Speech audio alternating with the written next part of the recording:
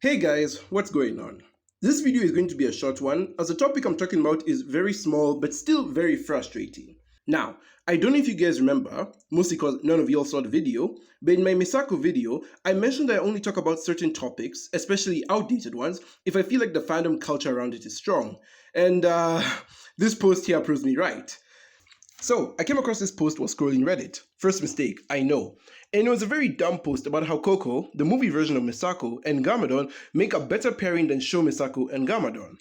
Now, as always, I do not want anyone who happens to come across this video to send hate to this person, and I've omitted their name from the post to keep it that way. I'm talking about the content of the post, not the person behind it.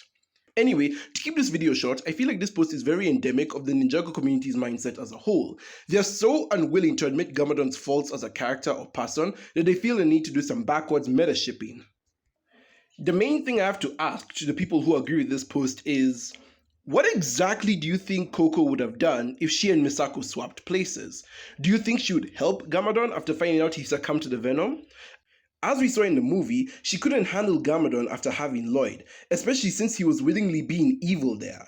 Maybe she'd feel deep sympathy for Sho Gamadon since he's unwillingly being evil, but it doesn't change the fact that she'd still see him as a danger to Lloyd and to Ninjago as a whole. Koko is clearly a good person, so siding with Sho Gamadon is also out of the question. And assuming that like Sho Misako, she ends up finding out about the Green Ninja prophecy, what would you like her to do? Since the Ninjago fandom loves to praise Koko as the mother who truly loves Lloyd, it makes sense that she'd make the play that benefits him most in the future. So no, staying in Ninjago with Lloyd and burying her head in the sand is not something Koko would do.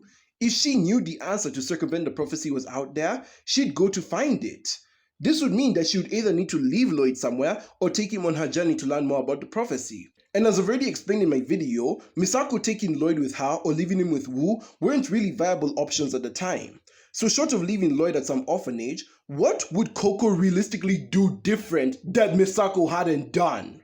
This whole thing just proves to me, beyond a shadow of a doubt, that Ninjago fans are blinded by bias and refuse to think critically past said bias.